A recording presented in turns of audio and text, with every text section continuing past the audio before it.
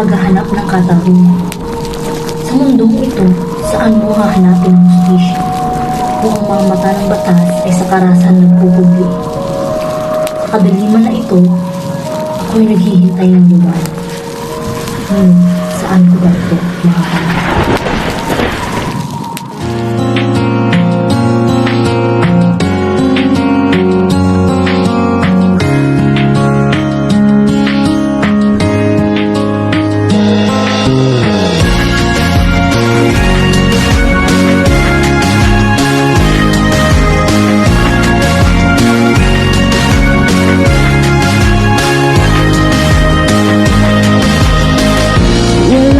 Bang napupunan o aking kaibigan sa mga nangyayari sa isang marahas na lipunan? May bulag, pipit, bingi, mga kamay ay tinali ng takot at pangamba mula sa mapagsamantala.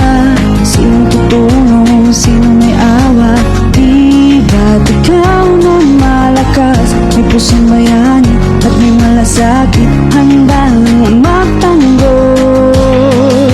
Ika'y kumilos, ihakpan ang mga paa, buksan ang mga mata, huwag kang manisa nakikita. Basta't para sa katotohanan, dapat kang maging matapang.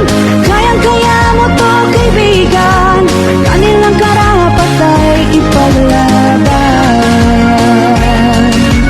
Oh, ipaglaban.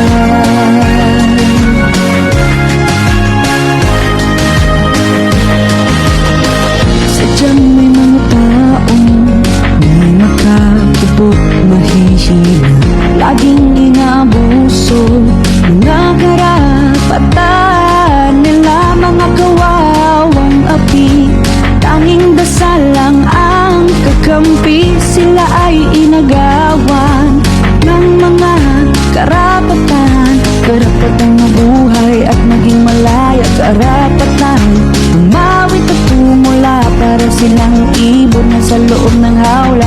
Matitiis mo ba sila? Matitiis mo ba sila?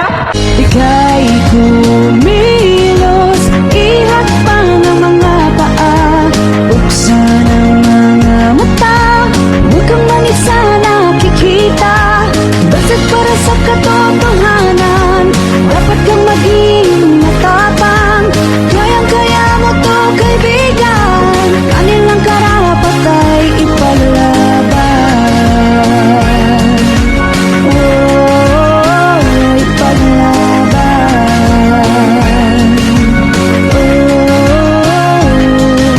Bawat isa ay may mga karapatan, mula sa pagsilang hanggang kamatayan.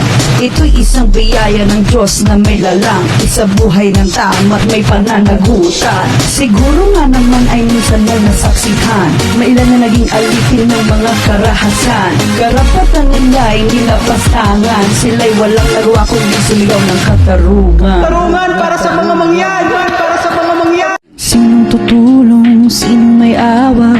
Di ba't ikaw na malakas, may pusong bayani at may malasakit, handang magtanggol? Ika'y kumilos, ihakpan ang mga paa, buksan ang mga mata, huwag kang manisa nakikita. Basta't para sa katotohanan, dapat kang maging matapang. Kayang-kaya mo to, kaibigan, kanilang karapat ay ipaglaban.